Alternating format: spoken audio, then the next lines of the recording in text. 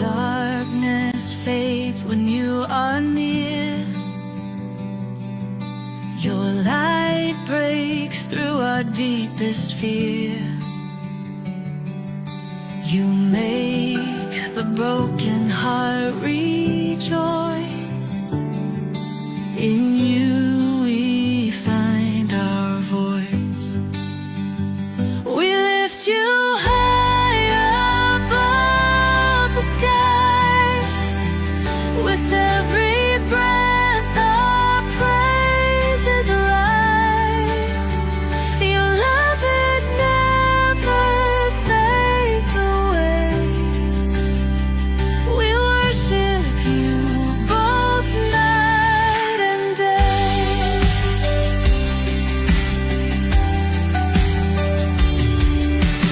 Chains are broken in your name.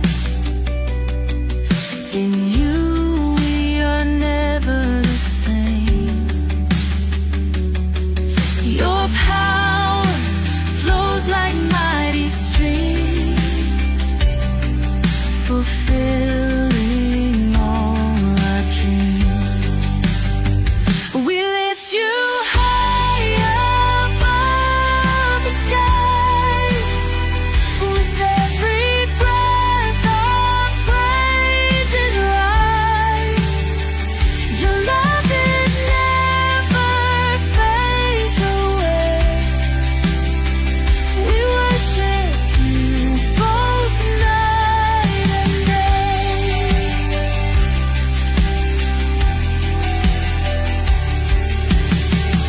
Your name is power, life, and peace. By your word our fears release. You are the hope that fills our soul.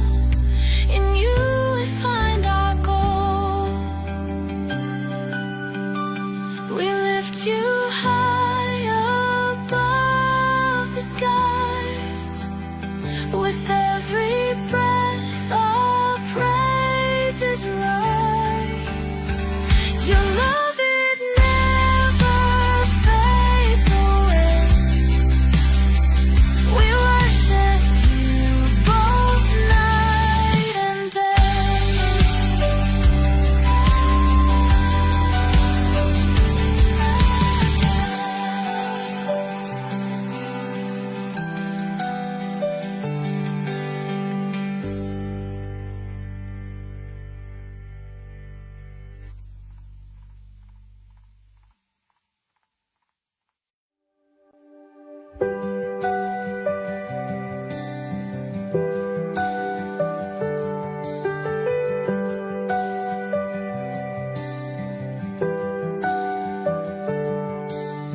Darkness fades when you are near. Your light breaks through our deepest fear. You make the broken heart rejoice. In you we find our voice. We lift you high above the skies. With every breath our praises rise. Your love, it never fades away. We worship you both night and day.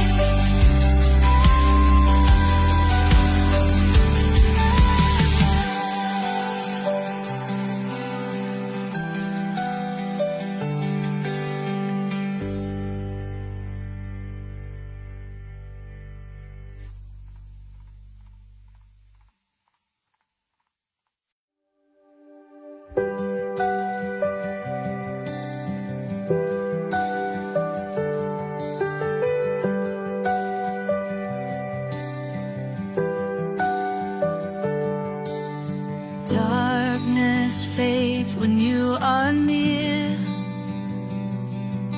Your light breaks through our deepest fear. You make the broken heart rejoice. In you we find our voice.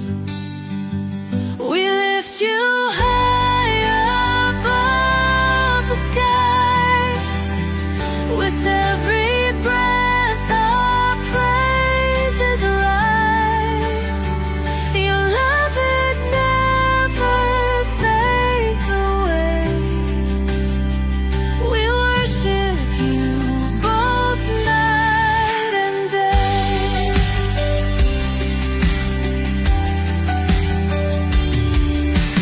Chains are broken in your name. In you we are never the same. Your power flows like mighty streams, fulfilling all our dreams.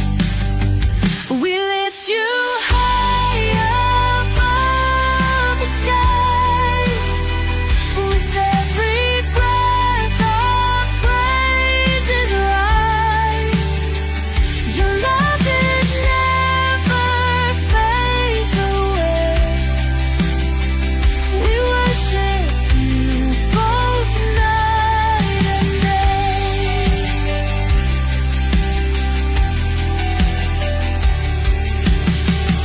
Your name is power, life, and peace. By your word our fears release. You are the hope that fills our soul. In you we find our goal. We lift you high above the skies. With every breath our praises rise. Your love, it never fades away. We worship you both night and day.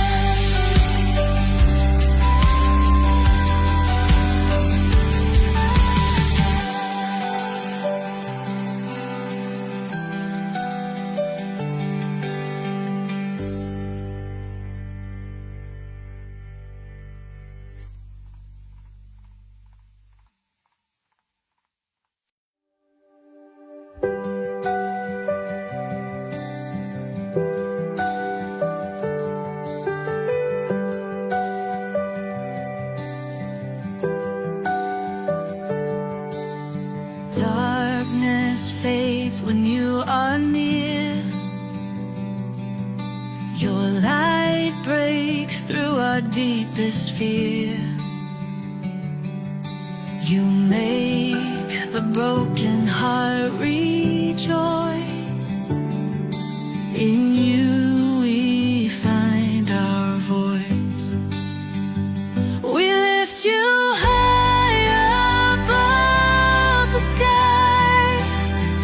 With every breath our praises rise.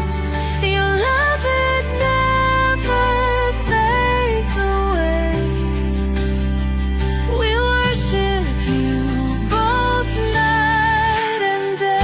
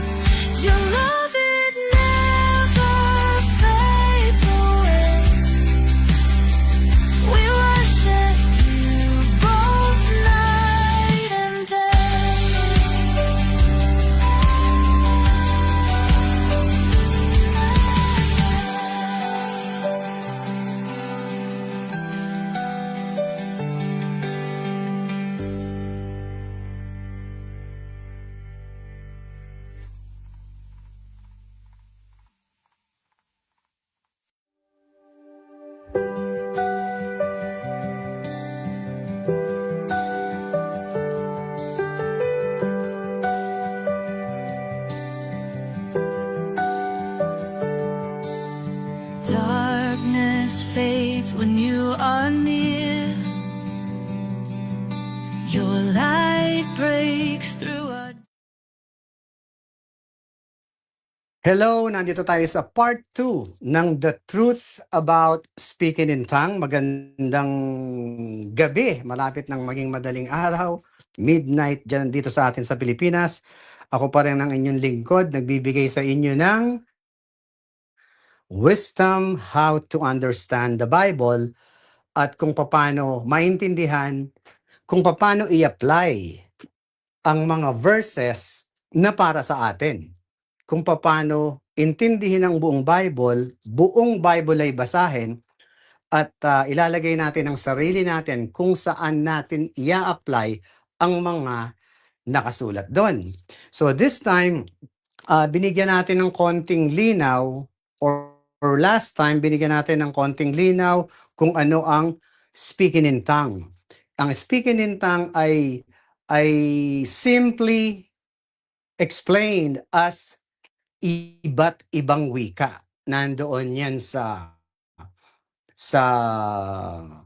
Acts 2 hanggang verse 8. Sinabi ay nandoon ang mga tao sa ilalim ng langit, nagpunta ang lahat ng bansa at napakinggan nila, nakita nila na ang mga tao na nandoon ay nagsasalita ng iba't ibang wika galing sa gift of tongues, regalo ng Diyos doon sa mga preachers, mga apostles na I think marami sila doon, the 11 apostles or 12 apostles including Matthias. I think Matthias was there then.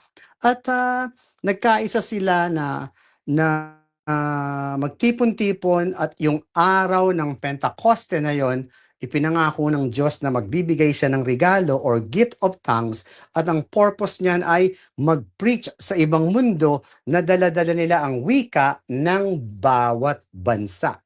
Okay. Ngayon, itutuloy natin ang dapat gawin o ang rule sa simbahan. Itutuloy natin, in-explain ni Apostle Paul kung ano ang dapat ang application ng speaking in tongue. In-explain ni Apostle Paul ang batas or kung paano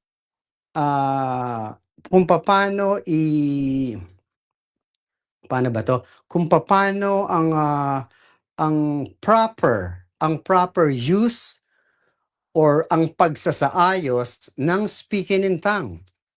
Pag nadinig nyo ay ang speaking in tongue, ito ay wika sa ibang lugar. Ito ay wika na dala ng tao.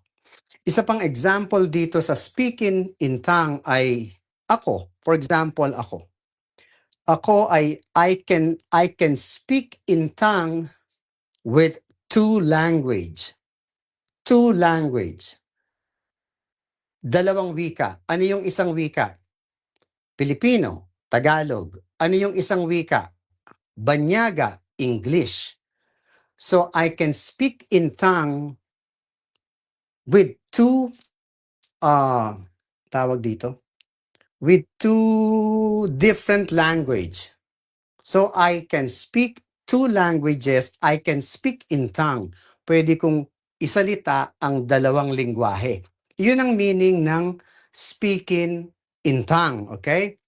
So ang mali dito, ginagamit ito ng mga tao, ng mga pastors, kagaya ng in-example ko sa inyo, na ito daw ay ang patunay na nasa inyo ang Holy Ghost pag kayo ay nag-speaking in tongue. So eto, babasahin ko ngayon by context kung ano ang batas na ibinigay ni Apostle Paul pagdating sa pagbigkas ng ibang wika or speaking in tongue. So tumigil tayo sa Acts 14:10. Punta tayo sa 11 at ito pa rin ang inyong super cute pa rin pastor sa iba na may respeto sa ganitong doktrina Ako ay brother sa lahat dahil sa lahat ng tao na makakarinig nito sa buong mundo ay magkakamit sila ng kaluwalhatian nang walang obligation for them to pay me anything. Wala silang obligation, wala silang obligation dito, wala silang obligation dito pagdating sa itinuturo ko sa inyo. So let's listen and see kung ano yung sabi ni Paul pagdating dito sa ganitong klaseng aral, okay? Or batas ng speaking in tongue. By the way, kay Brother Rasha, thank you sa time. I know we're a little late, but sana mapakinabangan ng lahat. Sabi sa 11, therefore, if I know not the meaning of the voice, I shall be unto him that speaketh a barbarian, and he that speaketh shall be a barbarian unto me. So ano ibig sabihin nito sa Tagalog? Kung hindi ko nga nalalaman ang kahulugan ng tinig, magiging barbaro ako sa nagsasalita at ang nagsasalita ay magiging barbaro sa akin. So ang example nito, yung sinabi kong example kahapon, let's say ikaw ang guest doon sa church sa UPC. At nakita mo na nagsasalita ang maraming member or ang pastors ng the Holy Ghost is there. I think let's do this. Let's do this. Let's do this. Let's do this. Para ma-explain ko sa inyo itong ibig kong sabihin, ha? Speaking in tongue. Kahapon pala hindi nyo narinig to eh, but this time you're gonna hear this.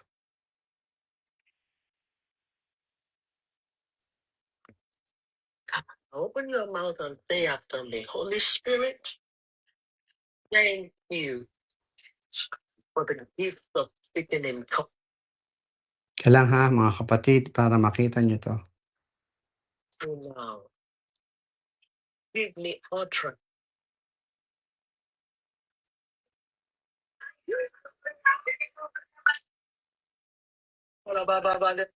Thank you, Jesus. Ito ha, yung kahapon nyo narinig eh. Tingnan nyo to ha.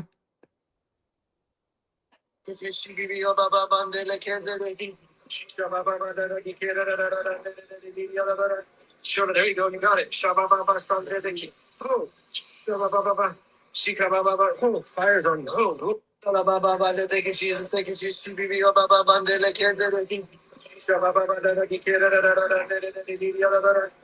there you go. You got it. Oh. Okay, yun yung example ng speaking of tongue nila na siya lang ba, there you go, she got it. The fire is there, sabi niya. Na nandoon na daw ang spirit dun sa babae at yun daw ay speaking in tongue. So ngayon, ang sabi ni Apostle Paul sa ganyang klase, sabi niya, kung hindi ko nalalaman ang kahulugan ng tinig, magiging barbaro ako sa nagsasalita. Ibig sabihin, magiging kung saang lugar, ano ba tawag ng barbaro? Yung parang kalaban, parang barbarian, yung parang kalaban ko to kasi hindi ko maintindihan ang sinasabi. At ang nagsasalita ay magiging barbaro sa akin.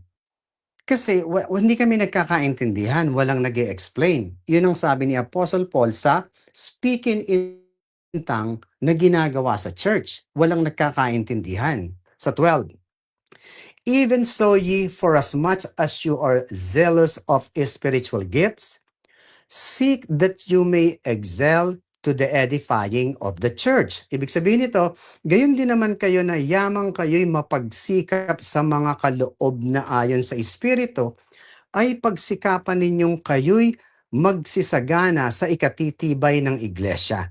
So kung gusto ninyong kumuha ng gift or anything na gusto ninyong i-explore, siguraduhin niyo ito ay nagpapatatag sa iglesia. Kasi kung speaking in tongue na hindi nagkakaintindihan, sinasabi ni Apostle Paul, hindi ito nagpapatatag, kung hindi nagiging magkalaban, nagiging barbaro sa isa't isa kasi hindi nagkakaunawaan.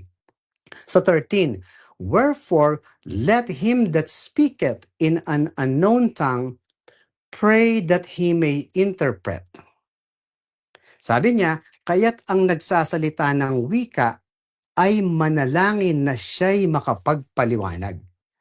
So, ibig sabihin, kung ako to, ngayon, yung tao nagtanong, ano ba ibig mong sabihin? Pag walang nagpaliwanag sa tabi, at least ikaw masabi mo na alam mo, hindi ko malaman pero sa palagay ko, yung Panginoon ay nagbibigay ng ganito, nagbibigay ng warning or ano, sa sarili mo, at least sa sarili mo na-explain mo. Sa sarili mo. Kalimitang sinasabi sa inyo ng mga ganon, sinasabi niya, kaming dalawa lang ng Panginoon ang nagkakaintindihan kasi baka marinig ng demonyo. Di ba? Sinabi yan ni Villanueva sa pulpito. Hindi ko pwedeng sabihin sa inyo kasi ay baka malaman ng demonyo ay ma-intercept. Okay. Iyon ang sinasabi ni Apostle Paul. Sabi sa 15. Sa 14. 14. For if I pray in an unknown tongue, my spirit prayeth, but my understanding is unfruitful.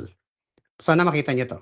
Sabi ni Paul, sapagkat kung ako'y nananalangin sa wika, sa speaking in tongue, ay nananalangin ang aking espiritu. Datapwat ang aking pag-iisip ay hindi namumunga. So, sinasabi ni Apostle Paul dito, yung speaking in tongue on your own ay nananalangin nga ang espiritu mo, pero yung pag-iisip mo ay walang nakikitang bunga. Ibig sabihin ng walang nakikitang bunga, ano ba ang ibig sabihin ng sinabi mo? Ngayon, sa puso mo, sinasabi mo sa Diyos ka nakikipag-usap. Pero pag tinanong ka ng tao, hindi mo naman masabi kung ano yon. So, ibig sabihin nun ay my understanding is unfruitful. Yung pagkakaintindi ko doon ay unfruitful, ibig sabihin walang bunga, walang value. So, dinidiscourage ni Paul yung ganitong klaseng doktrina na it's okay to speak in tongue, pag tinanong mo, ay kaming dalawa lang ng Diyos. Sabi ni Paul, iwasan yung ganito. Iwasan daw yung ganun. Sa 15, what is it then? I will pray with my spirit and I will pray with the understanding also. I will sing with the spirit and I will sing with the understanding also. Ibig sabihin, pinagko-combine niya, magdadasal ako sa spirit and maintindihan ko sana. Kakanta ako sa spirit at maintindihan ko sana. Sa Tagalog, ano nga ito? Mananalangin ako sa espiritu at mananalangin din naman ako sa pag-iisip. Yan ang tama. Aawit ako sa espiritu at aawit din naman ako sa pag-iisip. Binibigyan niya ng magandang blend or mag-blend itong sinasabi na speaking in tongue. Okay? Yun daw ang dapat. Kailangan may combination. 16. Else when thou shalt bless with the Spirit, how shall he that occupieth the room of the unlearned say amen at thy giving of thanks? Seeing he understand not what they sayeth. Ibig sabihin ni Paul, kung maipapaliwanag mo, yung sinasabi mo, merong pagkakaintindihan at iyon ang tama. Tagalog. Sa ibang paraan, kung ikaw ay nagpupuris sa espiritu, ang nasa kalagayan ng di marunong, paanong siya'y makapagsasabi ng siya nawa? Sa inyong pagpapasalamat, palibhas ay hindi nalalaman ang inyong sinasabi. So, medyo mali ang na-explain ko doon. Ganito pala yan. Paano magsasabi ng amen yung nakarinig sa sinabi mo kung ito naman ay walang explanation? Diba? Ibig sabihin, may invited kita, nakikinig ka doon sa akin na lang, nung makita niya, ano ginagawa nito? Sabi ni Apostle Paul, kung hindi niya naiintindihan ang sinabi ko, paano siyang mag-amen, amen? Kasi hindi naman niya naiintindihan. Pero doon sa mga UPC, doon sa mga binigay ko sa inyo examples, ay kahit hindi nila naiintindihan, nagpapalakpakan, amen, amen, di ba? So kung makikita nyo something is wrong, doon sa church na dapat masunod or dapat sundin dahil si Apostle Paul ang apostle natin ngayon. Sa 17, for thou verily givest thanks well, but the other is not edified. Sapagkat sa katotohanan ay nagpapasalamat kang mabuti, dapat ang iba'y hindi napapagtibay. Sa sarili mo daw, ikaw ang dami mong blessing, ang dami mong sinasabi, kinausap ka ng Diyos, I speak in tongue. Pero yung iba, sabi dito, hindi napapagtibay. Yung mga guests na bago, wala, hindi nila alam kung ano sinabi mo, walang nangyari sa kanila. Anong sabi ni Apostle Paul? The purpose of speaking in tongue or magsalita ng ibang wika ay ma-edify, ibig sabihin, may angat ang mga tao, mabigyan ng paliwanag kung sino at ano ang gagawin ng Diyos. Pero sabi niya, kung isa ka lang at walang magpapaliwanag, baliwala yan. O, yun ang pagdi-discourage niya. Eto, matindi to. Sabi ni Paul, 18, I thank God I speak with tongues more than you all. O ito ha, I thank God I speak in tongues more than you all. Ano ibig sabihin nito? Nagpapasalamat ako sa Diyos na ako'y nagsasalita ng mga wika na higit kaysa sa inyong lahat. Ito ang pinaka-gist. Ito ang pinaka-sentro ni Paul. Sabi niya, nagpapasalamat ako sa Diyos dahil I can speak in tongue more than you all. So ano ibig niya sabihin? Nakapagsasalita ako ng iba't ibang wika na mas marami sa inyo. So ano ang point niya? Pag pumunta siya sa Griego, he can speak Greek. Pag nagpunta siya sa Arabic, he can speak Arabian, di ba? Pag nagpunta siya sa Egypt, he can speak that or kung ano man. So ibig niya sabihin, yung speaking in tongue niya ay hindi wasted, di ba? Kung ang original na ano niya ay Hebrew, pagpunta niya doon ay Griego ako, I can speak Greek. Mai-explain niya, maiintindihan ng buong church, mai-edify lahat kasi hindi siya naging barbarian or kalaban nung ibang tao kasi naiintindihan lahat. Kaya sabi niya, I thank God. I can speak in tongue more than you all. Sa Tagalog, nagpapasalamat ako sa Diyos dahil pwede kong i-explain lahat sa kanila ang iba't ibang wika na alam ko. Ang speaking in tongue of Arabic, Greek, Hebrew, kung ano man doong lingwahe na maipapaliwanag niya, may pagkakaintindihan. Pero sa UPC or sa ibang nag-i-speak in tongue, sabi ni Paul, mali yan. Hindi tama yan, ini-edify nyo lang ang sarili nyo.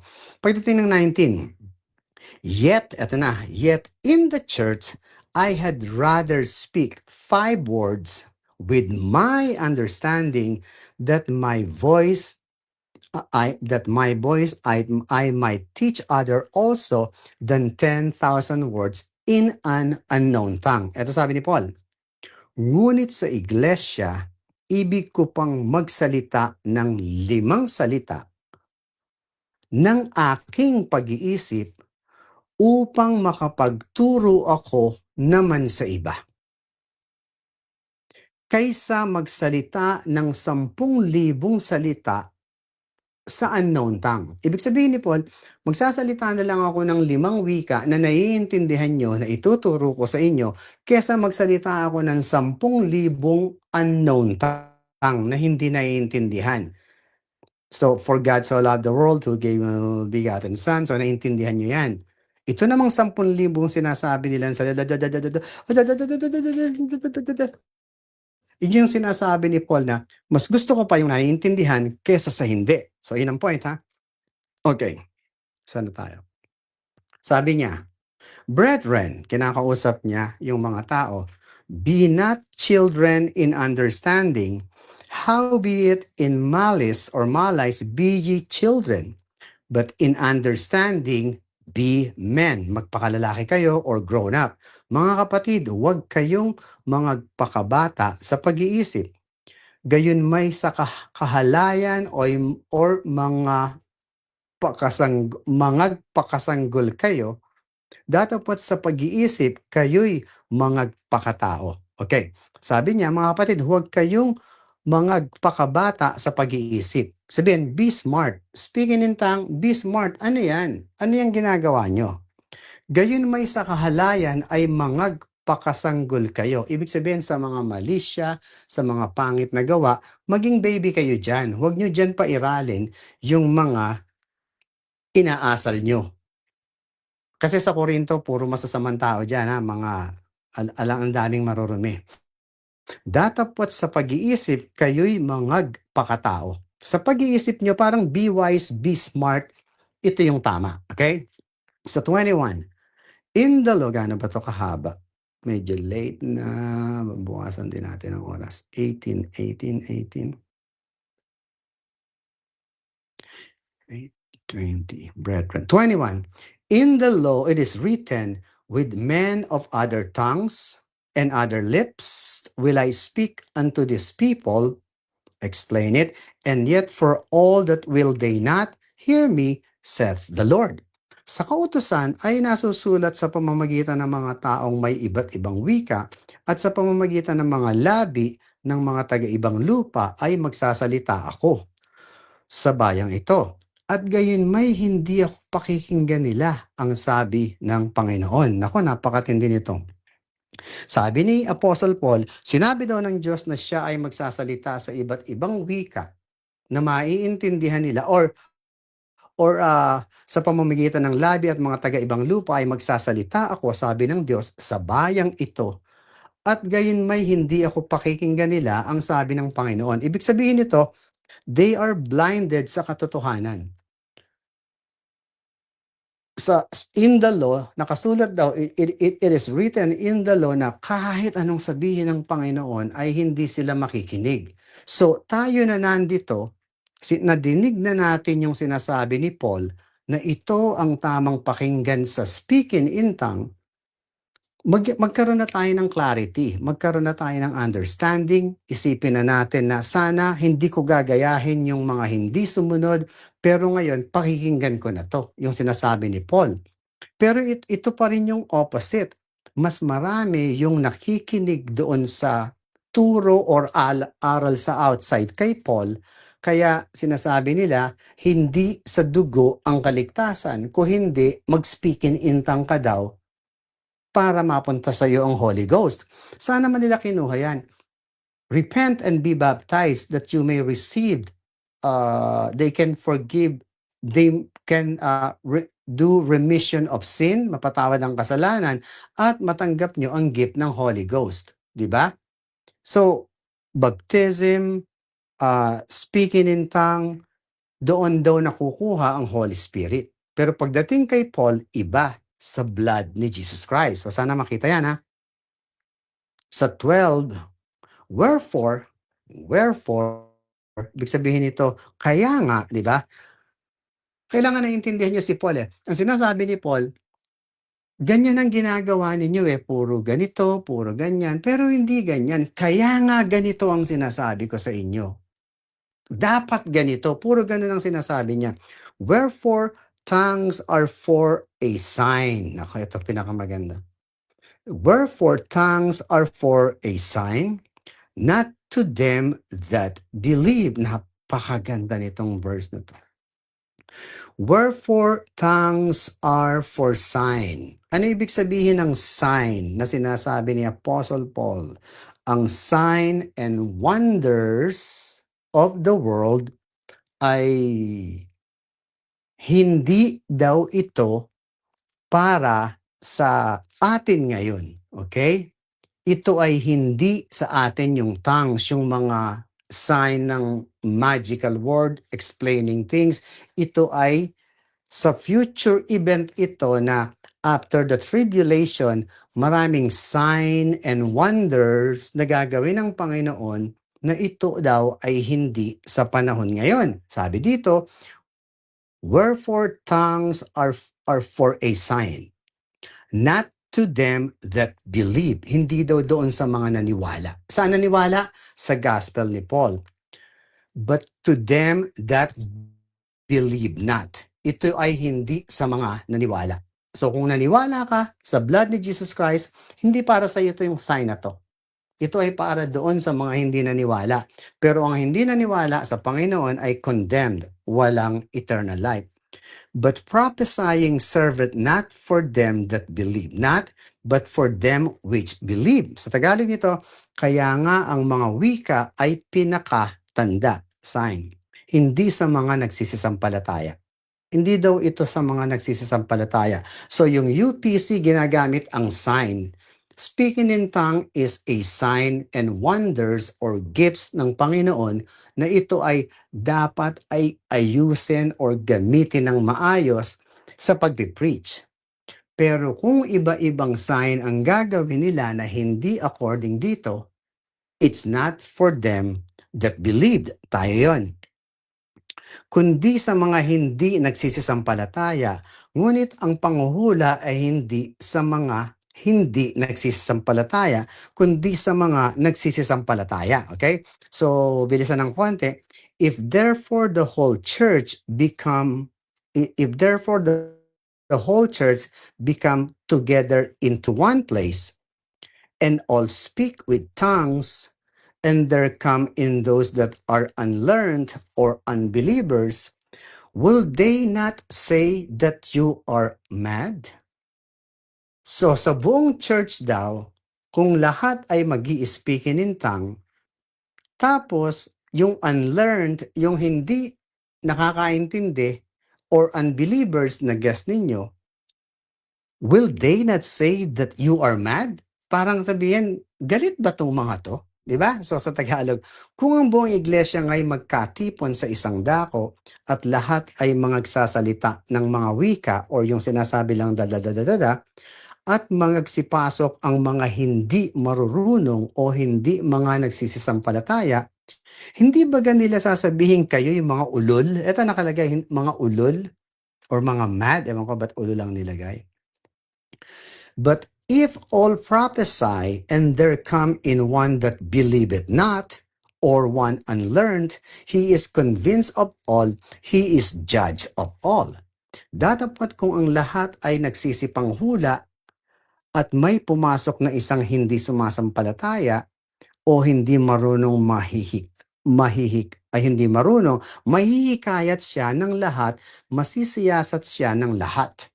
Ibig sabihin, if you prophesy or manghula, or yung hula na sinasabi dito, ay prophecy, it is yung kung ano yung sinabi noon, prophecy noon, yung hinulaan, ibig sabihin yung sinabi noon na may dadating na promised king, at ngayon ay blood justification, ngayon ay gospel of salvation, yun yung sinasabi nilang ni Apostle Paul na hula.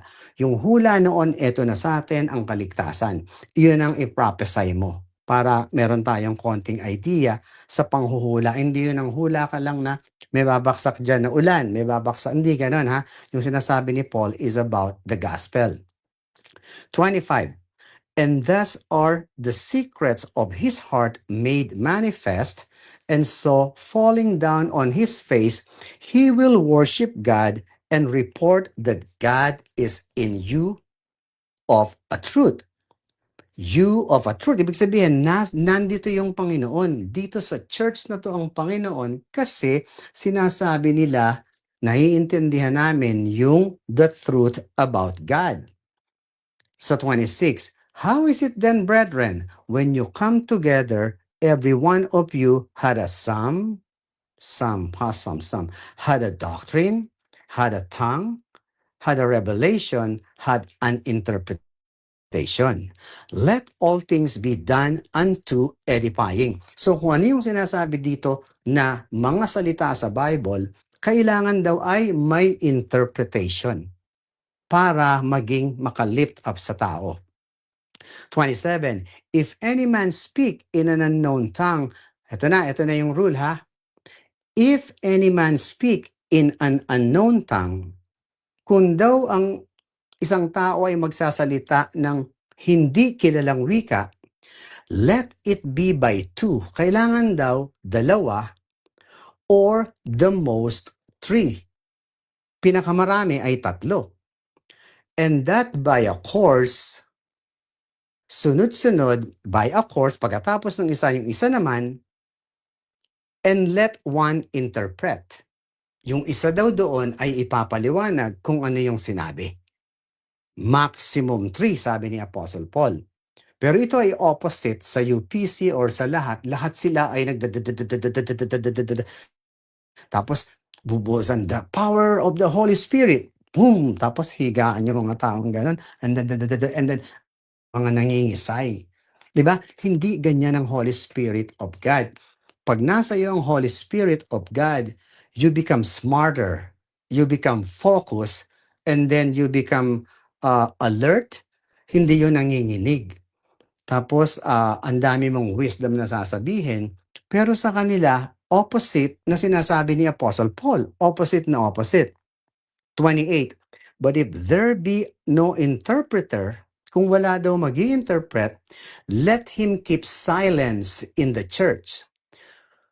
Kung mayroon daw magsasalita ng at walang mag-i-interpret, sabi ni Paul, let him keep silence. Mas mabuti, manahimik na lang siya. Okay? But if there be no interpreter, let him keep silence in the church and let him speak to himself and to God. Ibig sabihin, pag ikaw ay magi-speak inintang sa sarili mo na ikaw magsasabi ni Paul, let yourself keep silence and just pray from your heart, mind, and soul na talk to God without speaking or anything like this.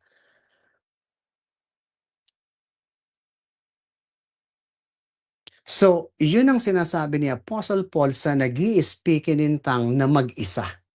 Mas mabuti manahimik ka, kausapin mo yung Diyos nang walang lumalabas na kung ano na sa bibig mo. At iyon daw ang tama. Okay, so nakita niyo yan ha? And let 29. Let the prophets speak two or three, and let the other judge. At ang dalawa o tatlo sa mga propeta, yung mga nagpa-prophesy, ay magsipagsalita at ang mga iba yung mga siyasat. So, yung mga sinabi ng mga propeta daw na nag-i-speak inintang na may understanding sa kanila, pag-usapan nila kung ano ang ibig sabihin nun. 30. If anything be revealed to the other that seeth by, let the first hold his peace. Ibig sabihin, kung merong isang mga unawa doon sa nagsalita na 2 or 3 prophets at merong isang makaintindi, nakalagay dito, let the first hold his peace. Diba? Dapat kung may ipapahayag na anuman sa isang nauupo, ay tumahimik ang nauuna. Tumahimik. Sabihin, pabayaan yung isa. For ye may all prophesy one by one. Isa-isa. That all may learn. Lahat daw ay matuto. And all may be comforted. Para mapalagay sila doon sa church ng pagkakaunawa sa speaking in tongue. For ye may all prophesy one by one. Okay. 32. And the spirits of the prophets are subject to the prophets. At ang mga espiritu ng mga propeta ay nasasakupan ng mga propeta. For God is not the author of confusion. Guys, God is not the author of confusion, but of peace, as in all churches of the saints. Gusto kong makuha niyo to ha. Sapagkat ang Diyos ay hindi Diyos ng kaguluhan, kundi ng kapayapaan, gaya sa lahat ng mga iglesia ng mga banal. Ibig sabihin, walang confusion sa Panginoon, puro kaayusan. Ito ang Diyos gaya ng sa iglesia or sa church of the saints. Mga ligtas na tao to. Saints ang tawag ni Apostle Paul. So pumunta kayo sa ibang Jesus. May kaayusan ba yung speaking in tongue nila? Pag walang kaayusan, may kaguluhan kasi pumunta ka doon, hindi mo maintindihan. Ipinaliwanag ni Apostle Paul lahat ng batas, lahat kung paano ang speaking in tongue, kailangan may mag-interpret, kailangan maipaliwanag ng isa, and it's maximum 3, one by one. Okay? Kung merong magpapaliwanag, tumahimik ang isa. Let's say may nakitang magpaliwanag, yung lahat, tumahimik daw. And if you want to do that, then shut your mouth and pray to God like this. Amen. Sarili mo lang yon, hindi ka namang gugulo. Ito na yung sa mga pastora ha, na against ako dyan. Let your women keep silence in the churches, for it is not permitted unto them to speak. Hindi daw sila pwedeng magpaliwanag doon sa church. Hindi sila permitted to speak. But they are commanded to be under obedience as also saith the law. Ibig sabihin ng under obedience, doon lang sila sa likod ng pastor nila para magbigay ng idea, magbigay ng message, pero hindi sila ang pastora. Okay? So, ibig sabihin ng keep silence doon sa pulpito. Hindi silence sa youth ministry o sa pagdadala ng pagkapapas ng tracts. Hindi silence doon, pero yung maging leader, ang babae, doon sa pulpito, sabi ni Paul, it's not allowed. And if they will learn anything, let them ask their husbands at home. Ito na nga yung sinabi ko. Kung meron silang malaman na wisdom or something na if they wanna ask something, bayaan kausapin nila yung asawa nilang pastors at kumuha ng something kung ano yung nalaman niya or magbalikan sila ng ideas about the preaching or about the problem so that the pastor or the pastor wives can assist this pastor para maipaliwanag sa church at ang magpapaliwanag ay ang lalaki, not the wife. 26. Lapit na. 36. Okay, 36. What? Merong tanong dito. Wait, what? Wow, salita sa iglesia. Okay, 36. What? Came the word of God out of you? Or came it unto you only? Parang sinasabi dito sa babae, doon lumabas ang word of God. Parang questionable to na came the word of God out of you? Parang sinasabi ni Apostle Paul, pag ang babae ang nagsasalita, ito is pertaining to women pastors. What? Parang sinabi, ano? Lumabas baga mula sa inyo ang salita ng Diyos? Sa babae ito, ha? O sa inyo lamang dumating? Ito ay patama kay Ellen G. White, na siya na daw ay propeta or something. Sinabi ni Apostle Paul, even from the law, this is not allowed. Unless may exemption niya na talagang kinausap ng Diyos. Okay? Kasi may kinausap ang Diyos na babae because the man of nireject ng tao na to yung tawag ng Panginoon. So, kinausap ng Diyos yung isa sa babae doon. I just forgot her name. 37. Okay, again, gusto ko itulito na lumaban ako sa isang preacher, isang debate na pinagtatanggol niya yung pastora nila. At kailangan daw magsalita, okay lang daw magsalita. Binasa ko lahat ng verses na it's not allowed. Hindi allowed kasi kailangan ang lalaki ang namumuno doon sa church, sa house, sa church, di ba? So ngayon sabi ko sa kanya, kaya siguro tumayo yung pastora na yan dahil mga ayaw niyong mamuno, so tumayo siya because ayaw niyo. That is possible. Pero kung nakatayo doon yung mga babae, at nagpipreach sa inyo mga husbands or mga lalaki, parang tama, may mali doon. Dapat kayo ang namumuno doon. Baka kung saan na nagpupunta yung pastora nyo, hindi nyo pa alam, di ba? So ingat tayo dyan, ha? But, 36. 37, if any man think himself to be a prophet or spiritual, let him acknowledge that the things that I write unto you are the commandments of the Lord.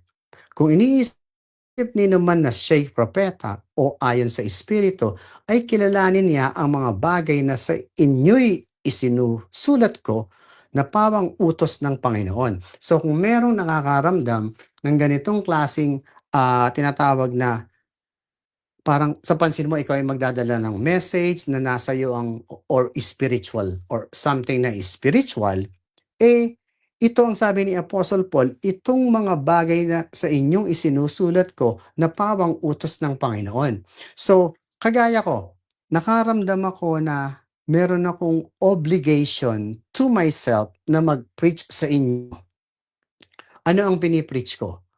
Gospel of salvation. Sabi ni Apostle Paul, pag nakaramdam ka ng ganito, ito ay, sabi niya, ayon sa Espiritu, ito ay isinulat ko, kilalanin niya ang mga bagay na sa inyo'y isinusulat ko.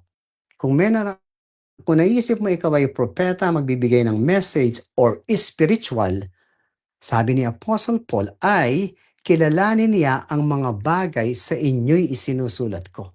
So, ako ang pinipreach ko, yung isinulat ni Apostle Paul, na ito daw ay pawang utos ng Panginoon na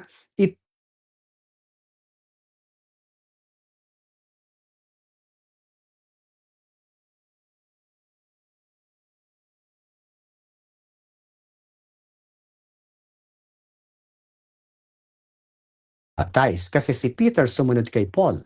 Hindi ko sinusunod si Jesus Christ nung buhay siya.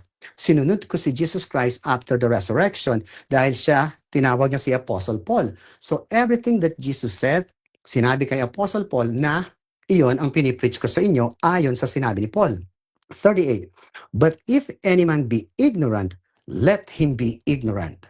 Datapwat kung ang sino man ay mangmang, ay manatili siyang mangmang. Ibig sabihin, sa mga UPC, they think they smart, papapasukin ng espiritu sa tao pag nag-speak in tongue. Yan ang sinasabihan ng Apostle Paul na kung gusto nilang maging mangmang, bahala sila. Kasi hindi ko isinulat yan. Ang isinulat ko ay gospel of salvation. Ito na naman, 39. Wherefore, brethren, ito naman yung sinasabing, kaya nga. Ito, kaya nga. Wherefore, brethren, covet to prophecy, or prophesy, and forbid not to speak with tongues. Ibig sabihin, wag niyong yung sa prophecy na to na may nagtanong kahapon, wag niyong pagbawalan na huwag mag-speak in tongues. 'Di ba nagtanong kahapon sa Tagalog? Kaya nga mga kapatid ko, maningas na pakanasain ninyong makapanghula. Ibig sabihin makapag-preach ng gospel. At huwag ninyong ipagbawal ang magsalita ng wika or ng ibang wika. Huwag niyo ipagbawal. Pero sinulat niya yung batas ng speaking in tongue. Kung ikaw mag-isa, be quiet, talk to God. Diba? Talk to God. Pero kung merong magpapaliwanag, let 1, 2, 3, maximum 3, explain one after the other. Yun daw ang dapat gawin. Let all things be done decently and in order. Dapat gawin ninyong mga may karapatan at may kaayusan ang lahat ng bagay. Amen. So natapos natin ang speaking in tongue at napansin natin na may batas pala, may rules pala na dapat sundin ang speaking in tongue. So, sa pinag-aralan natin, ito ay aral ni Apostle Paul. Siya ang tinawag ni Jesus Christ after na mamatay siya at itinuro kay Apostle Paul ang batas na dapat natin sundin sa loob ng church. At ito daw nasa church na to, ay mga ligtas na. Hindi nawawala ang salvation. Pero yung nag-i-speaking in tongue ngayon na ikinokorek ni Apostle Paul, pag hindi sila nag-speaking in tongue, wala ang Holy Ghost. So ibig sabihin, even if they have the Holy Ghost na speaking in tongue, kailangan sumunod. Dahil pag hindi sumunod, dahil hindi sila nakakasunod sa batas or doktrina ng ganyang klaseng Jesus. Pero kay Paul, ligtas na. They called to be saints. Mga santo na kami. Spiritually. So ngayon, sino ang susundin nyo? UPC, sabi nila, magsalita ka lang ng speaking in tongue na walang nakakaintindi, nasa iyo na ang fire, nasa iyo na ang Holy Ghost. Amen. Or si Apostle Paul, na sinasabi ko sa inyo, na sabi ni Apostle Paul, ang gospel of salvation ay how? Paano namatay si Jesus Christ to namatay sa ating mga kasalanan or sa kasalanan ng mundo. Ngayon, ano yung kasalanan ng mundo? Nung pinatay siya, na hindi kinilalang hari, the sins of the world is we have no God. We are walking as a living soul, soul and flesh. We have no God. Meron mang God dyan, yan ay Diyos, Diyosan na sa impyerno tayo dadalhin.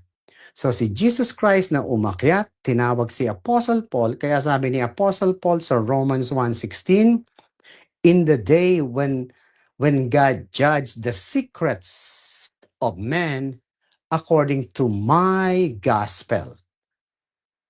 According to my gospel, sabi ni Apostle Paul, to the Jew first and also to the Greek. Ibig sabihin nun, sa araw na to, sa araw na yung future day na to, dito huhusgahan ng Diyos ang mga tao. Lahat ng sikreto sa kaloob-looban ay huhusgahan niya galing sa gospel na dala ko sa mga Hudyo at sa mga Hentil. Sinners, the Jews and Gentiles are sinners, wala silang Diyos. So, saan ako huhusgahan ng Diyos ngayon? Nasa akin siya, ang husga sa akin, eternal life. Sa akin ang gospel, sa akin ang paniniwala sa blood. Pero yung UPC, they don't have the blood. Wala silang pinaniniwala ang blood. Kasi yung espiritu na tinanggap nila ay winarningan ni Apostle Paul na 1 Corinthians or 2 Corinthians 11:3-4, ibang spirit yan, ibang Jesus yan, ibang gospel yan.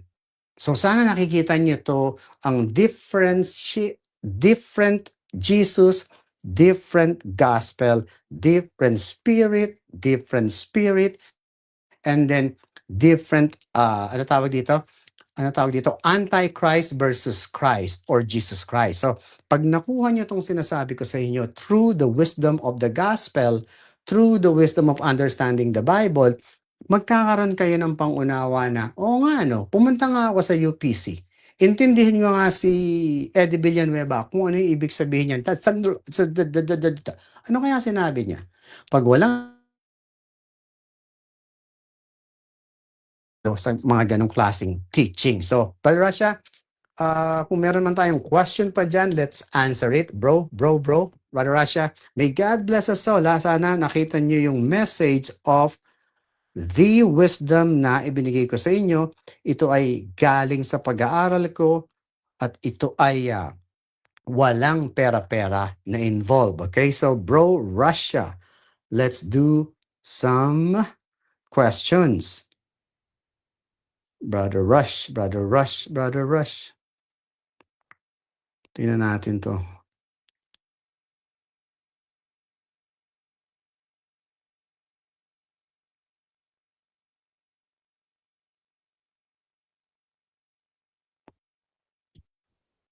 Bro, mag-shoutout ka lang, bro. Magre-restroom lang ako saglit. Okay, shoutout muna mga kapatid sa ating nasa live. Shoutout dyan kay Althea, nandyan din si naka-Japanese. Shoutout mga kapatid kay idol ko pala sa kanyang group. At dyan din sa pagpapalago ng Kamadayan. Ayan, nandyan si Rendel. So malaking shoutout sa inyo bro. At yung naka-Japanese nandyan din. Shoutout kay Chini Boy. Shoutout sa iyo bro. At syempre sa Debaters Convention mga kapatid na pinangungunahan ni Albert Hinkle ng Victory Church. Shoutout sa kanya. At kay Athanasius Marion Manalo. Shoutout sa iyo bro. Liam William. Shoutout sa inyo kay sa Arabic to. Kay Joe Inlentorio and Joel Torres. Shoutout sa inyo mga kapatid. At I hope magtanong kayo mga kapatid dahil sasagutin ni Pastor Alex mga kapatid. So ang topic niya pala ngayon ay patungkol dito sa speaking in tongue mga kapatid, is speaking or of tongue. So ayan na. Question dito bro. Can you show one verse that explicitly say that gift of speaking in tongues has ended? Has ended. Specifically. Unang-una, Brad, wala akong sinabi na natapos na ang speaking in tongue. Ang sinasabi ko sa kanila ay ang proper way of explaining ang speaking in tongue. Merong sinabi si Apostle Paul na yung mga signs, yung mga hula na sinasabi na hindi proper or hindi maintindihan ng iba ay hindi, anong tawag dito? Hindi nakakapag-edify sa church. Ibig sabihin niya, as Apostle Paul, inexplain niya na ang proper na dapat gamitin sa speaking in tongue ay maximum of 3 at ang ibig sabihin ng speaking in tongue ay nagsasalita ka ng ibang lingwahe maliban sa alam mo. So, specific verse na sinabi ko natigil na ay may sinabi ba akong itinigil na? Hindi ko ma-recall na sinabi. Ang sabi nga ay huwag ipagbawal ang speaking in tongue but use it according sa teaching niya. Okay? So, if I ever said that, I don't think that's what I meant. Hindi ganyan. Ibig sabihin, gamitin lang ng proper kasi nagagamit iyan sa napagkakakitaan kasi ng pera. Akala mo malapit sila sa Diyos, hindi naman pala maipaliwanag. So, yun lang muna ngayon dyan, Brother Rasha. Okay. Sabi dito sa naka-Japanese, nice topic pastor. Pero kaya mo ba mag-speaking? In tongue? Speaking in tongue. Pero parang Kaya ko bang mag-speaking in tongue? Yes, sinabi ko nga kanina, ganito yon. Pag sinabi ko na how do I say this? Pag sinabi ko sa iyo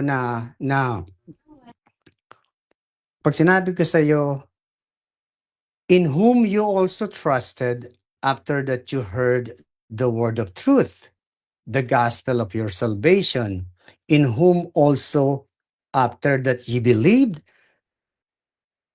you'll be sealed with the Holy Spirit of promise. And ito yung sinabi kong isa sa tongue, ibang wika. Nasa kanya na may pagkadinig ng salita ng katotohanan, nang ito'y iyong paniwalaan, ang ebanghelyo ng iyong kaligtasan, ikaw rin ay seselyuhan ng Espiritu or tatatakan ng Espiritu Santo. So, sabi mo, magbigay ako ng example ng speaking in tongue. So, binigay ko sa yung one tongue as English and another tongue as Tagalog. So, iyan ang example ng speaking in tongue. Kagaya ng sinabi ni Apostle Paul, I thank God that I can speak in tongue more than you all. Sabi niya, I thank God na pwede ako magsalita ng iba't ibang lingwahe. So kung aaralin mo si Paul, at least 4 or 5 na wika ang kaya niyang bigkasin. So kung kay Paul kayo hingi ng example, ipapaliwanag niya sa iyo yung Bible or Gospel 4 to 5 different language. Ako, 2 lang. So iyan ang example na ibinigay ko sa iyo, iyan ang proper explaining or explanation of speaking in tongue. Brother Rasha? okay. Question dito. Where does the Bible teach that 1 Corinthians 13:8, tongue will cease? yung sinabi na yan, yung, I think nasagot ko yan kahapon nung may nagtanong. Ang sinasabi diyan is about charity. Ang sinasabi diyan, tongue will cease. Ibig sabihin, tongue ay titigil, yung mga prophecy ay matatapos, pero yung charity, which is equivalent to pag-ibig or love, is forever. So, ang example ng Panginoon dyan, ang totoo niya ng most important is the charity, yung love. Kasi God is love. So, ini-express dito ni Apostle Paul na kailangan ay matupad natin yung pag-ibig or pagmamahal na galing sa Panginoon kasi ito ay hindi matatapos. Love will not end. Ang example niyan ay if you love yourself as your brother, walang mangyayaring masama. Kasi ang nangyayari sa mundo, puro envy and patayan, inggitan. So, kung ako ay maiinggitin na tao, parang hindi ko mahal ang sarili ko. Kumbaga, it's selfishness. So, if it's out of love, kailangan giver ako. Kailangan mahalin ko ang aking kapwa. Makita ko sa kanya ang pagmamahal ko dahil mahal ko ang sarili ko. Wala akong inggit so I can share. Diba? Yun ang sinasabi ni Apostle Paul about tongue will cease. Itong tongue ay titigil, itong prophecy ay matatapos, but the love or charity will not end. Kaya sabi, iyan ang ibaon or itanim muna natin sa puso natin, iyan ang mas importante, and then learn these other things. Yun yan, Brother Rasha.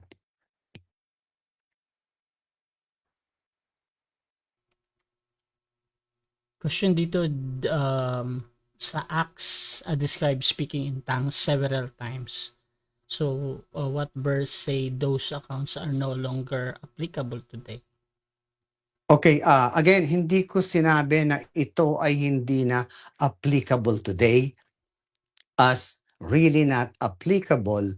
Ang sinasabi kong hindi applicable today, hindi sa atin yan, tapos na yan. Ang sinasabi kong ganyan, yung mga fake na nagsasalita na walang tawag dito, yung hindi mai-explain kung ano yung sinasabi nila. Wala yan, hindi natin panahon yan. Kasi yung panahon natin, yung mga speaking in tongue ay bagay na kailangan naiintindihan. Kailangan naiintindihan. Ngayon kung sasabihin mo hindi maintindihan, wala yan dito, tapos yan, hindi sakop yan dito sa inaaral ng Bible. Kasi ang speaking in tongue, sana maunawaan nyo to, ang Tagalog ng speaking in tongue, iba't ibang wika. Iba't ibang wika. Tapos sa English ng speaking, another explanation or meaning of speaking in tongue ay written, spoken language. Ito ay salita na pwedeng isulat, pwedeng bigkasin na wika. Ano ba yung wika? Wikang Griego, wikang Pilipino, or Tagalog, wikang English, wikang kung ano man. Iyan ay wika na pwede mong salitain, maiintindihan mo, written, spoken language. So, iyon yung ibig sabihin ng speaking in tongue. Other than that, yung ibang sinasabi nilang speaking in tongue, kung yun may unknown sa iba, kailangan daw may isang magpaliwanag para magkaroon ng edifying or ma-lift up ang church. So yung tungkol sa sinabing na itigil na, ay ibang segment or ibang understanding yon kasi meron talagang iba pang signs and wonder na hindi sa panahon ngayon kung hindi sa future event pa. Brother Rasha?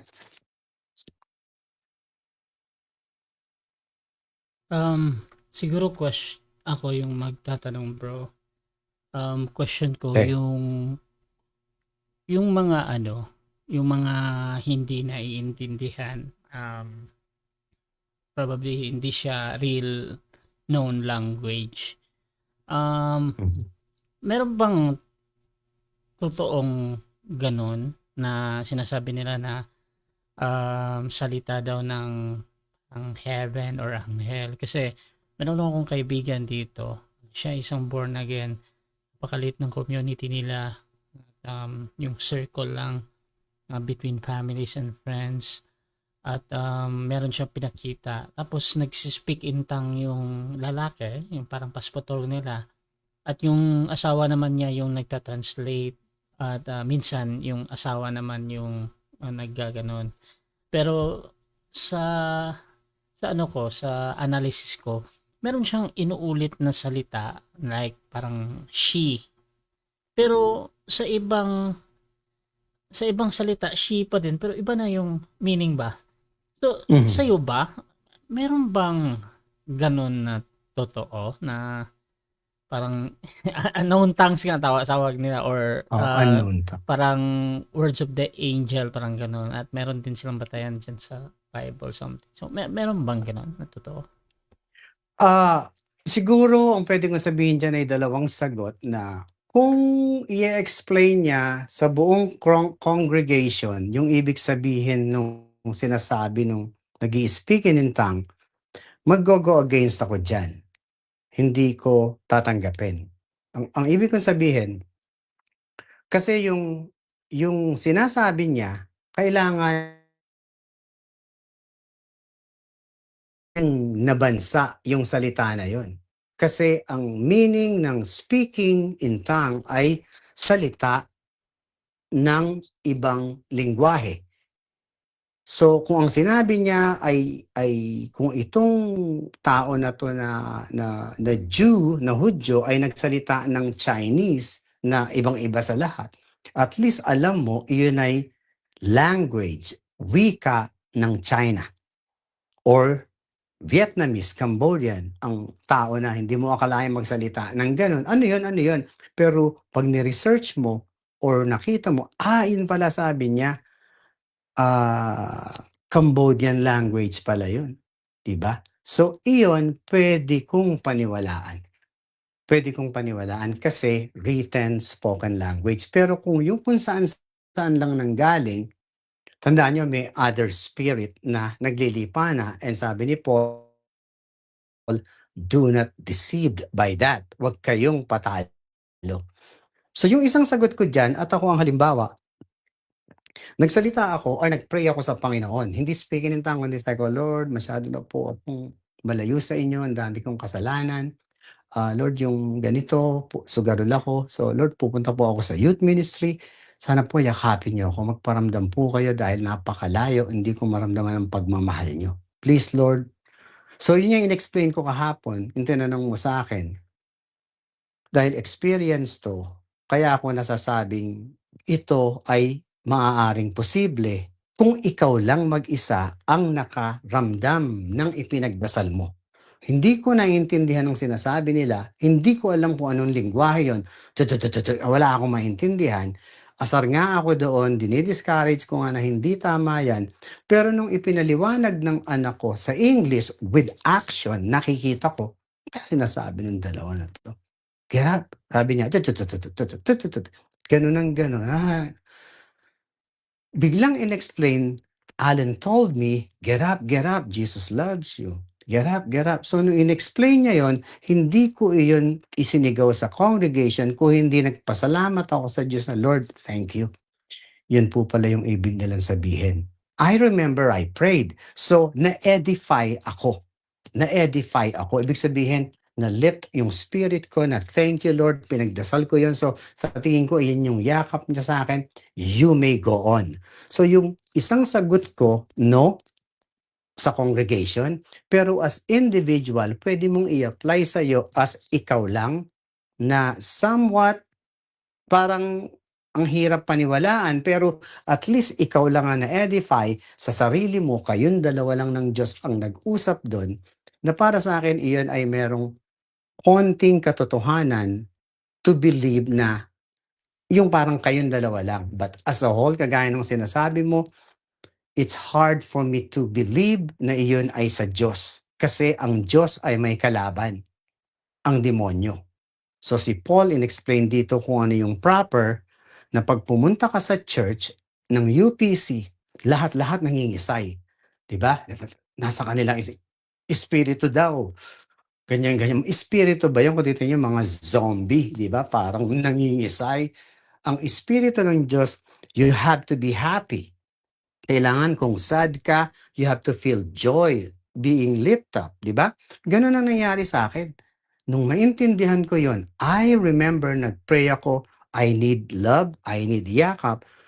Nung mangyari yon, and this is not exaggeration kasi frustrated ako sa buhay ko, ang dami kong ginagawang mali. Umiyak ako ng malakas, nagpasalamat ako, at ang sabi ko, Lord, magpapatuloy na ako sa pag-aaral, pipilitin ko na makabalik sa inyo at ako ay magse-share ng mga natututunan ko. So Brad, yan lang muna sagot ko. The other one, I cannot say na tama. Yung isa ay pwede. Okay. Yun namang bro, is it possible na merong mga words, certain words na na uulit pero iba-iba naman yung meaning? I think meron kang mga nakikita na parang mga ganun, pero iba-iba yung yung salita. Yung iba-iba yung salita, paulit-ulit. Oo, pero paulit-ulit. Hindi ko, kung bibigyan mo ako ng talagang kung ako ay shortcut ko ng walang understanding, ng walang, kung magiging rude and ako, yung parang bigyan ko kaagad ng judgment yung question mo na yan at kung sino yung gumagawa niyan, ay sasabihin ko yan ay espiritu ng demonyo. Espiritu ng demonyo. Kasi kung titingnan mo, based sa sinabi nila, Brad, pag nagsalita sila ng ganon, mga pastors, ng speaking in tongue na sandala, na paulit-ulit, I remember na may nagtanong sa kanila at ang example nito ay si Eddie Villanueva. Sabi niya, itong speaking in tongue na to ay silang dalawa lang daw ng Diyos ang nagkakaintindihan kasi baka daw ma-intercept ng demonyo ay hindi matupad. Baka daw makuha ng demonyo ay hindi matupad. So, ang sinasabi ng tao na yon ay mas powerful pa ang demonyo doon sa Diyos na kinakausap niya. So, kung titingnan mo, something is wrong. Kasi, ang salita ng Diyos, sabihin mo lang ang blood niya, hindi ako pwedeng magalaw ng kahit na demonyo na yan na hindi ako pwedeng matouch, alam ko, hindi ako pwedeng ma-deceived ng mga bagay na sasabihin na nandito ang Jesus, ito ang Jesus, ako to, hindi ako maana dahil kilala ko yung Diyos ko. So yung sinasabi nilang ganyan, yung sinasabi nilang mga bagay na ganyan na hindi talaga wika ay sa demonyo. Pero kung bibigyan mo ng understanding as individual being pleased as individual na silang dalawa lang ng Diyos, si Apostle Paul sinabi yan, kung gusto mong magdasal ng ganyan, kayong dalawa na lang ng Diyos. Kung meron mong sinabi sa iyo yung Diyos at nakita mo na sinasabi ng grupo at na-edify ka, kayong dalawa ng Diyos yun. Kayong dalawa nagkakaintindihan. So, walang confusion doon. Pero yung sinabi mo, Brad, nakakita na ako niyan. Nakapanood na ako na halimbawa, nag-i-speak in tongue to. And he said, Jesus loves you. And he said, we have to obey and follow this. Parang ini-interpret niya yung sinasabi. But again, hindi ako naniniwala sa ganun kasi sinunod nila yung sa Bible, let one speak in tongues and let the other interpret it. Pag in-interpret niya yung something, kailangan ito ay lingwahe ng Cambodian, China, kung anumang lingwahe yan, kailangan may lumabas through study na iyan ay spoken language sa buong mundo or isa sa mga bansa. Pero kung mga ganun lang, palabas lang yan at iyan ay sa demonyo pa rin. Baro siya.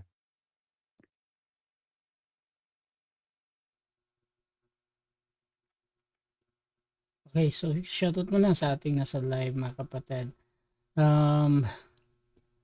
Siguro ang last question ko, yung yung naniniwala ka ba dun sa yung mga parang sa movie kasi nakikita natin na parang sinasapian, parang naglalatin or nag-iiba yung boses, yung gano'n. Related din ba 'to sa parang speaking in tongues? So, bale kung ang demonyo gumagawa nito, sa Christian din or sa Diyos ginagawa yung gano'n din na parang sasalita ng iba. Paano ulit? Pakiulit nga bro, pakiulit nga yung last ano mo. Yung Parang ano ba, hindi ako nakuha doon. naniniwala ka ba dun sa meron kasing mga movie 'di ba, mga exorcism, sasapian ng demonyo na biglang sasalita ng lengguwahe, usually nga sa movie Latin at iba pa. Tapos I'm sure merong for example sa mga sikat na movie, mga exorcist, meron silang mga true to life ba na parang ano doon na mga ganon na nangyari talaga sa totoo. Now, connected din ba ito sa nagsi-speaking in tongues na sa Diyos naman? Yung dalawang yon ano ba yon? Parang nagmi-mirror. Parang yung nasasabi natin yung parang may nagsalita talking about God, ay yung isa naman pinasukan Oo. ng parang exorcism. Well, ang masasabi ko diyan ay yung the truth about that, totoo na merong sinasapian or pinapasukan ng demonyo biblically. Totoo yan, nasa Bible yan. Kasi sinabi ni Jesus Christ, ang sabi ng demonyo, ewan ko kung alam mo to, no? Sinabi ng demonyo kay Jesus Christ, bakit ka nandito kaagad? Hindi pa namin time. Alam mo ba yun sa Bible? Kausap ni Jesus Christ? Yung Legion, yung sabi niya, yung sinabi niya, my name is Legion yata, kasi ang dami nila. Something, yun yata. Yan. Tapos, yun yung itinaboy niya na kaya hindi kumakain ng baboy.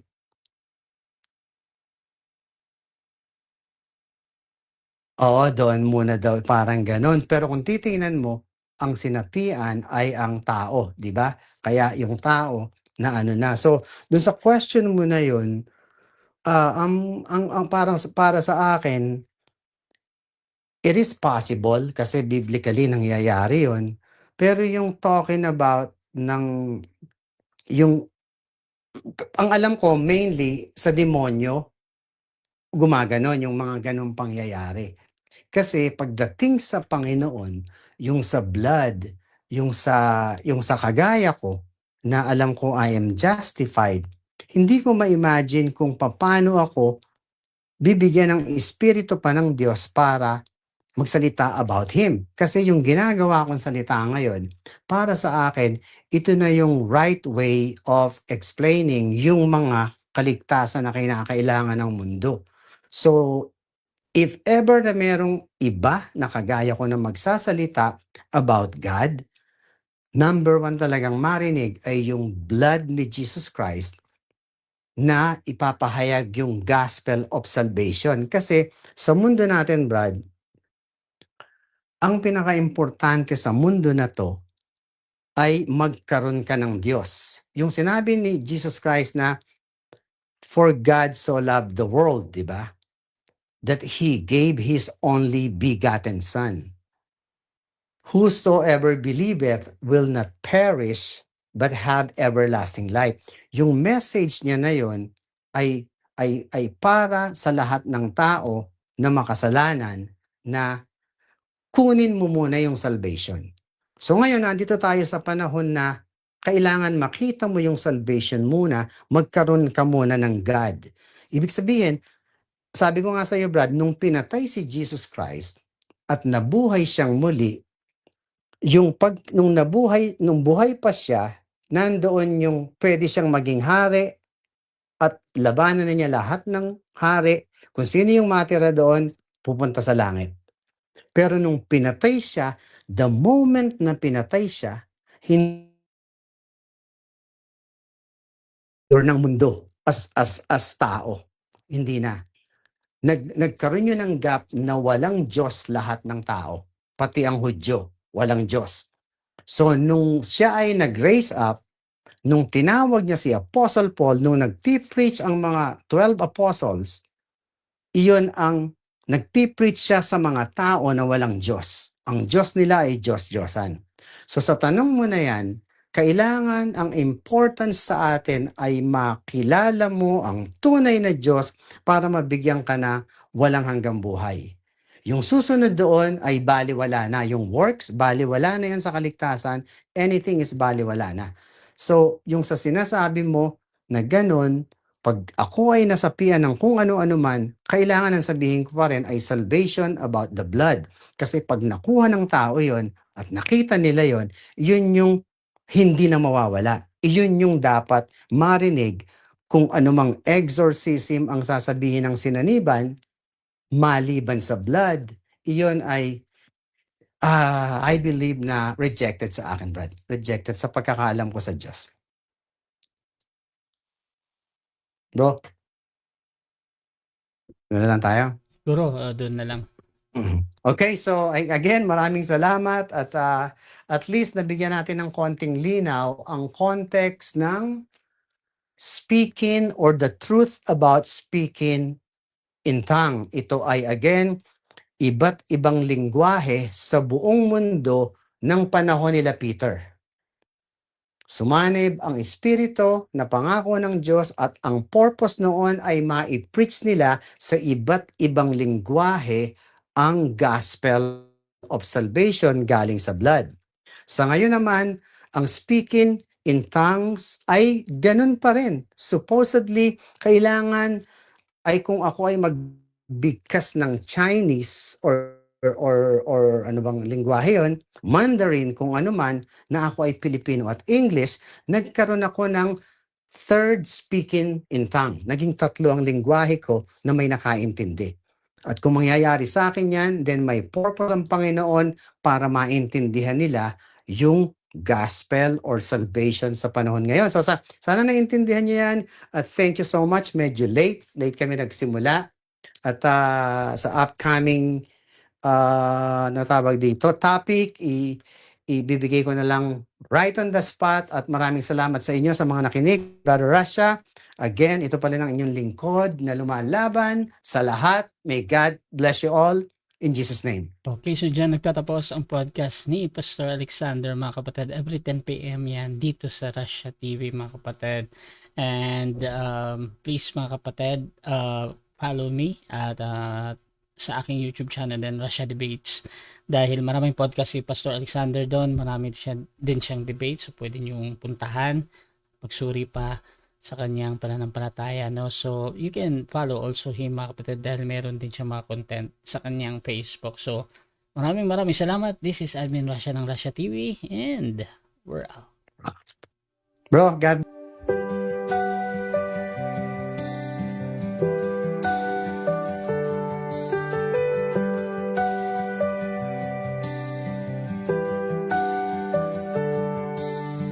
Darkness fades when